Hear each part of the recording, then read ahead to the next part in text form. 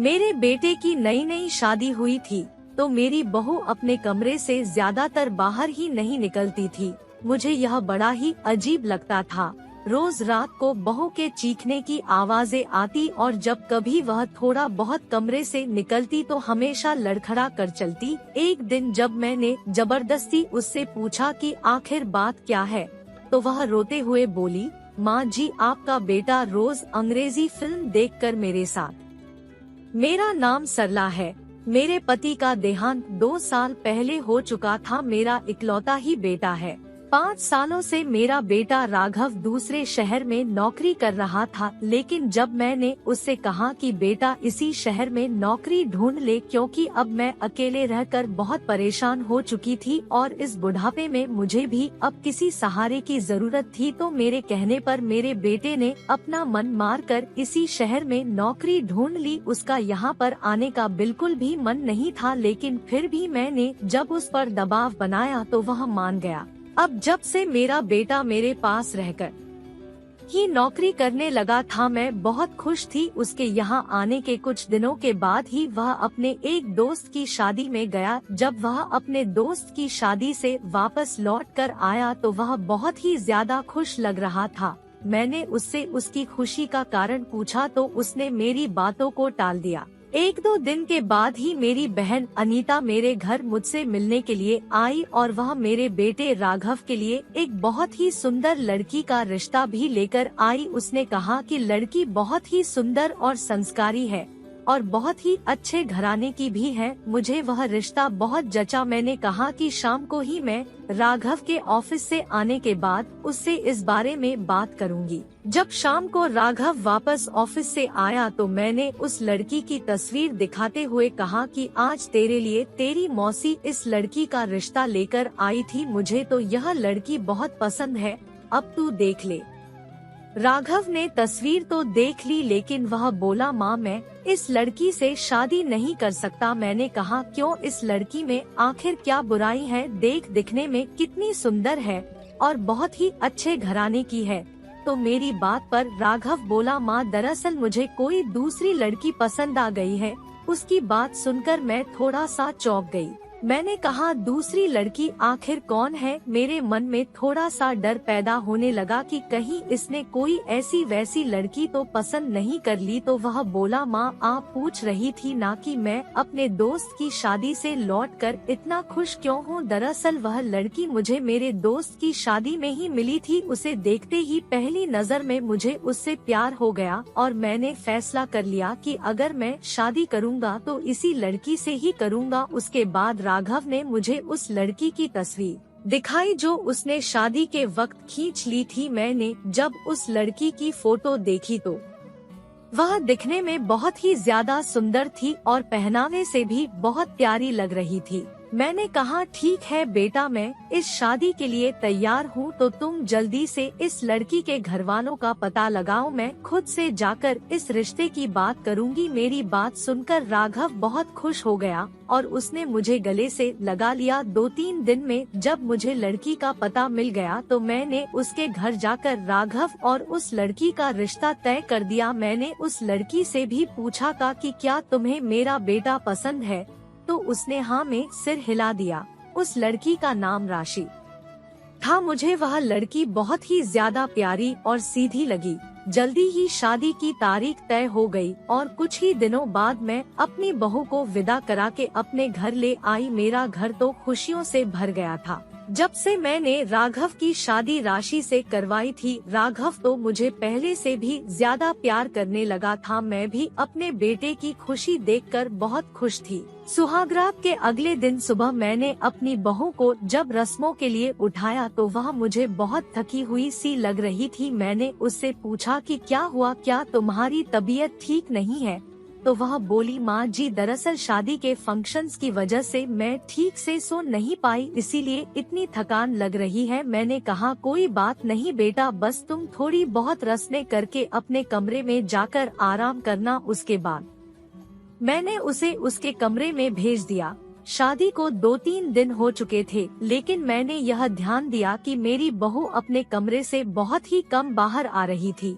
राघव अपना और बहू का खाना भी कमरे में ले जाकर ही खा रहा था। मुझे यह चीज बहुत अटपटी लग रही थी, लेकिन मैंने सोचा कि अभी उनकी नई नई शादी हुई है तो इसीलिए इस तरह का बर्ताव कर रहे हैं और अभी मेरा कुछ कहना ठीक भी नहीं है, इसलिए मैंने कुछ भी नहीं कहा। लेकिन फिर 2-3 हफ्ते बीत जाने के बाद भी मेरी बहू का यही रवैया रहा। वह घर का कोई भी काम नहीं करती, सिर्फ बहुत जरूरी कोई काम पड़ने पर ही कमरे से बाहर निकलती, वरना पूरे टाइम कमरे में ही रहती। मुझे यह सब कुछ समझ नहीं आया तो मैंने शाम को जब राघव ऑफिस से आया तो उसे टोक दिया। मैंने कहा, बेटा, बहू जब से घर में आई है वह कमरे से तो बाहर ही नहीं निकलती। मैं भी अब बूढ़ी हो रही हूँ, मुझसे घर का इतना काम अकेले नहीं हो पाता है।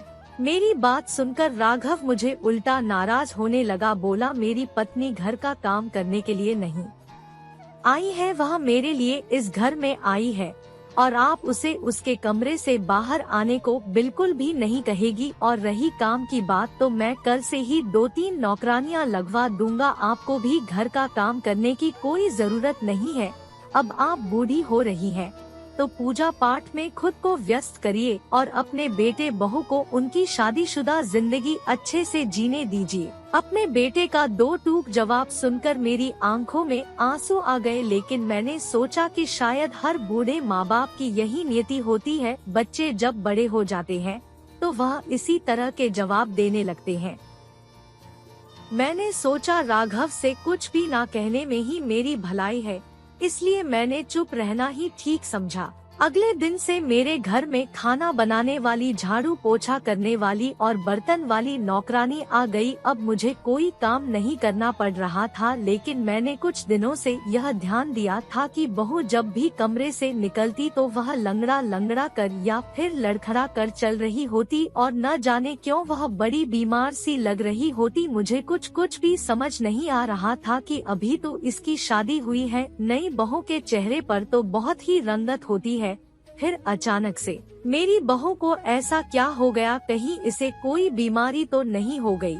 राघव भी कुछ हफ्तों से ऑफिस से बार बार छुट्टी ले रहा था और छुट्टी लेकर वह पूरा दिन कमरे के अंदर ही रहता और अगर किसी दिन ऑफिस भी जाता तो उस दिन भी जल्दी ऑफिस से चला आता। मुझे तो यह सब समझ ही नहीं आ रहा था। मैं यही सोच रही थी कि अगर राघव का यही रवैया रहा तो ऐसे तो उसे नौकरी से निकाल दिया जाएगा। एक दिन जब राघव ऑफिस के लिए निकल गया, मैंने मौका पाकर तुरंत ही अपनी बहू के कमरे का दरवाजा खटखटाया। उसने जैसे ही दरवाजा खोला, उसका चेहरा देखकर मेरे तो होश ही उड़ गए। उसकी आंखों के नीचे गहरे काले गड्ढे थे और अजीब से लाल लाल निशान उसके शरीर पर पड़े हुए थे। मैं उसे धीरे से उसके कमरे के बाहर लेकर हाल में लेकर आई। वह अभी भी ठीक से चल नहीं पा रही थी। मैंने उसे प्यार से बिठाकर पूछा, बहू, मैं समझ सकती हूँ कि तुम्हारी अभी नई नई शादी हुई है, जिसमें हर पति पत्नी को यह लगता है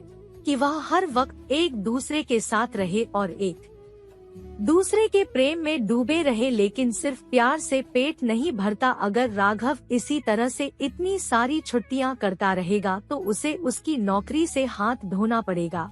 मेरी तो वह कोई बात नहीं सुनता है, लेकिन तुम तो समझदार हो, तुम उसे क्यों नहीं समझाती हो? मेरी बात सुनकर राशि के हाथ अचानक से कब कंपाने लगे। वह लड़खड़ाते हुए शब्दों से बोली, माँ जी, मैं भी राघव जी से कुछ नहीं कह सकती हूँ, मुझे माफ कर दीजिए। मैंने कहा, बहू, राघव तो तुम्हें बहुत प्यार करता है, तुम अगर उसे समझाओगी तो वह तुम्हारी बात जरूर मानेगा। मेरी इस बात पर मेरी बहू ने कुछ नहीं कहा, बस उसकी आंख से एक आंसू नीचे गिर गया। यह देखकर मुझे कुछ भी समझ नहीं आया। मैंने उसका हाथ अपने हाथ में लेकर कहा, अगर तुम्हें कोई तकलीफ है तो तुम मुझे बता सकती हो, मैं भी तुम्हारी माँ समान ही हूँ। पर वो कुछ ना बोली।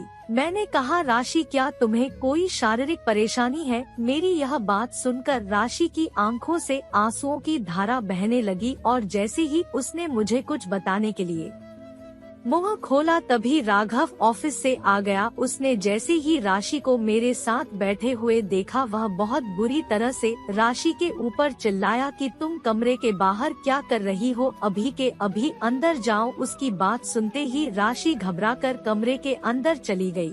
अपने बेटे का यह बर्ताव देखकर मैं तो दंग ही रह गई। मैंने कहा, क्या तुम्हारा दिमाग खराब हो गया है?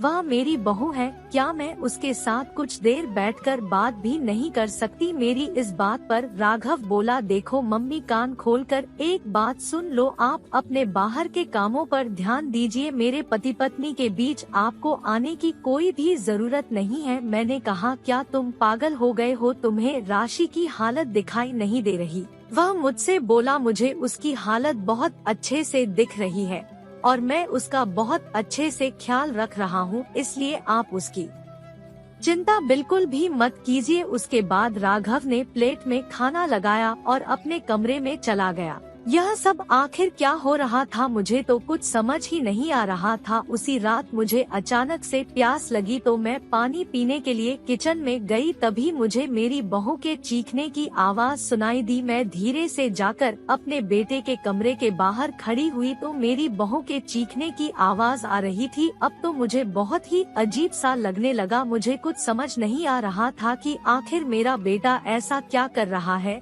जिससे मेरी बहू की यह हालत हो रही है।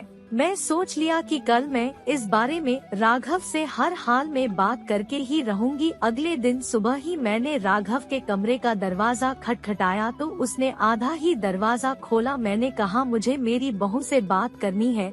तो वह बोला कि आपको एक बार में कोई बात समझ में नहीं आती? मैंने कहा ना कि मैं अपनी पत्नी के साथ ज्यादा से ज्यादा वक्त बिताना चाहता हूँ, लेकिन आप हैं कि अपने बेटे बहू को चैन से जीने ही नहीं दे रही हैं। मैंने कहा, मुझे लगता है कि इस वक्त मेरी बहू को मेरी ज्यादा जरूरत है। तो वह बोला कि मम्मी, अब मैं आपसे आखिरी बार कह रहा हूँ कि हम दोनों पति पत्नी को बिल्कुल भी परेशान मत करिए, नहीं तो मैं अपनी बीवी को लेकर दूसरे शहर में चला जाऊँगा, फिर आप यहाँ अकेली रहिएगा। यह कहकर राघव ने दरवाजा बंद कर लिया। अब मुझे कुछ भी सूझ नहीं रहा था। फिर मैंने सोचा, क्यों ना मैं राशि के पापा को फोन करके कहती हूँ कि वह कुछ दिनों के लिए राशि को अपने घर ले जाएं। मेरे कहने पर शाम को जब राशि के पापा उसे घर ले जाने वापस आए तो राघव ने हंगामा खड़ा कर दिया। उसने राशि को अपने पापा से मिलने तक नहीं दिया और उसके पापा की बहुत ज्यादा बेइज्जती करके उन्हें घर से भगा दिया। जब राघव को यह पता चला कि राशि के पापा को मैंने बुलाया था तो उसने मेरे साथ बहुत बुरा बर्ताव किया। मैं यकीन ही नहीं कर पा रही थी कि यह मेरा बेटा है। वह मुझसे बोला, कैसी माँ है आप? अपने बेटे की शादीशुदा जिंदगी खराब कर रही है।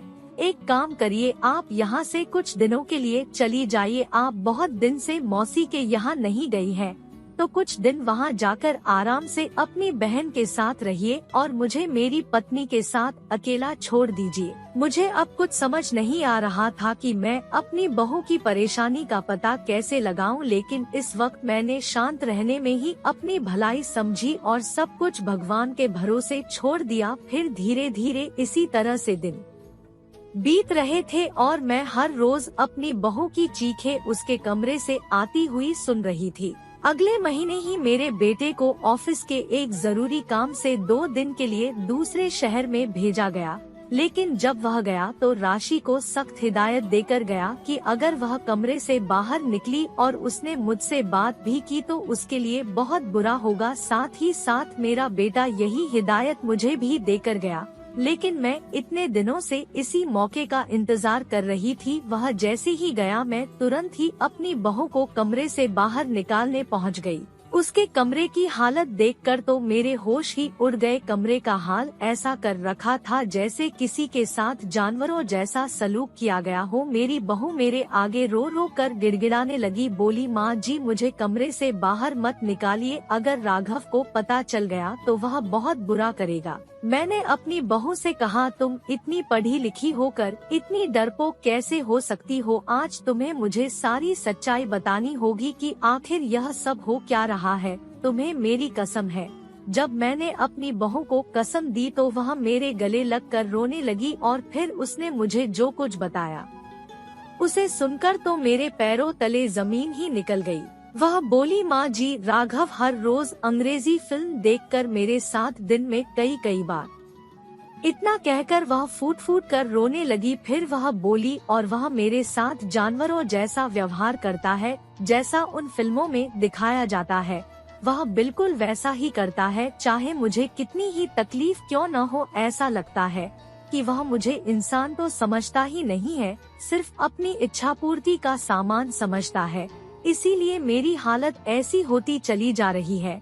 मुझे तो विश्वास ही नहीं हो रहा था कि मेरा बेटा इतना घिनौना काम कर सकता है। मुझे बहुत शर्म आ रही थी। मैंने कहा, राशि, तुम इतने दिनों से यह हैवानियत तुम झेलती चली आ रही हो और तुमने इसके खिलाफ कोई कदम कैसे नहीं उठाया? अगर तुम्हारी अकेले हिम्मत नहीं हुई थी तो जिस दिन तुम्हारे पापा आए थे उस दिन तो तुम आवाज उठा सकती थी, तो तुमने उस दिन कुछ भी क्यों नहीं किया? राशि बोली, माँ जी, दरअसल मैं मजबूर हूँ, मैं राघव के खिलाफ नहीं जा सकती। मैंने कहा, आखिर तुम्हारी ऐसी क्या मजबूरी है? तो वह बोली, माँ जी, मजबूरा राघव ने मेरे कई सारे वीडियो बना लिए हैं और उसने मुझे धमकी दी है कि अगर मैंने उसके खिलाफ कोई भी कदम उठाया तो वह वीडियो सोशल मीडिया पर डालकर मेरी जिंदगी खराब कर देगा। इसीलिए मैं यह नरक झेलने के लिए मजबूर हूँ। राशि की बात सुनकर मुझे अपने बेटे से नफरत होने लगी थी। मुझे नहीं पता था कि मैं अपने बेटे को अच्छे संस्कार देने में इस कदर नाकाम रहूंगी। अब तो मुझे बहुत अफसोस हो रहा था कि मैंने राशि की शादी अपने बेटे से कराकर उसकी जिंदगी खराब कर दी। 2 दिन के बाद राघव घर लौटा और घर लौटते ही उसने कमरे में जाकर राशि के साथ अपनी हैवानियत का खेल खेलना शुरू कर दिया। उसने जैसे ही राशि के साथ वह सब करना शुरू किया, तभी मैंने जोर जोर से दरवाजा खटखटाया। राघव बुरी तरह से खिसियाता और चीखता हुआ कमरे से बाहर निकला, लेकिन इससे पहले कि वह मुझ पर अपना गुस्सा निकाल पाता, उसके गाल पर एक झन्नाटेदार तमाचा लगा। यह तमाचा राशि के पापा का था और हमारे पीछे पुलिस खड़ी हुई थी। पुलिस को देखकर राघव के होश ही उड़ गए। पुलिस वालों ने तुरंत ही राघव को गिरफ्तार कर लिया और उससे उसका फोन एक झटके में छीन लिया। राघव मुझसे बोला, आपने मुझे गिरफ्तार करवाया, आप मेरी माँ नहीं हो सकती। मैंने कहा, हाँ, तूने सही कहा, मैं तेरे जैसे हैवान की माँ कभी नहीं हो सकती। मैंने अंदर जाकर पहले अपनी बहू की हालत ठीक की, उसके बाद मैं उसे सहारा देकर बाहर लेकर आई। दरअसल जब राशि ने मुझे यह सच्चाई बताई, मैंने तभी फैसला कर लिया था कि मैं अपने बेटे को उसके किए की सजा हर हाल में दिलाकर रहूंगी। और मैंने उसी दिन राशि के पापा को फोन करके सारी सच्चाई बता दी थी और उनसे कह दिया था कि राघव के घर आते ही वह पुलिस को लेकर यहाँ आ जाएं। राघव के फोन से राशि के सारे वीडियो हमने तुरंत ही डिलीट करवा दिए। राघव का जुर्म साबित हो चुका था, इसीलिए उसे जेल में भी डाल दिया गया, लेकिन साथ ही साथ उसका पुनर्वास केंद्र में इलाज भी चल रहा है। क्योंकि वह ऐसा क्यों कर रहा था, जब इस बारे में पता लगाया गया तो पता चला कि बीते 5 साल जब वह दूसरे शहर में नौकरी कर रहा था तो उसकी कुछ लड़कों से दोस्ती हो गई जो हर रोज इसी तरह की फिल्में देखा करते थे और इसके आदी हो गए। उसके बाद राघव के दिमाग में बस पूरे समय यही सब चलता रहता था और धीरे धीरे उसके अंदर से सामने वाले के दुख दर्द का एहसास पूरी तरह से खत्म हो गया। बस उसे सिर्फ अपनी इच्छा पूरी करने की ही जिद लगी रहती थी। यह एक प्रकार की मानसिक बीमारी होती है जिसका इंसान आदी हो जाता है। इसीलिए राघव सजा काटने के साथ साथ इलाज भी करवाया जा रहा है। मैंने राशि का अपने बेटे से तलाक करवा दिया और आज राशि की किसी दूसरी जगह पर शादी हो गई है और वह एक खुशहाल जीवन जी रही है। अपने बेटे से सारे रिश्ते खत्म करके मैं अब अपनी बहन के साथ रह रही हूँ। तो दोस्तों, ये थी हमारी आज की कहानी। उम्मीद करते हैं कि आपको पसंद आई होगी। वीडियो को लाइक कर दीजिए और चैनल को सब्सक्राइब कर लीजिएगा और हाँ, कमेंट बॉक्स में अपनी कीमती राय जरूर दीजिएगा। मिलते हैं आपसे अगली वीडियो में, तब तक के लिए धन्यवाद।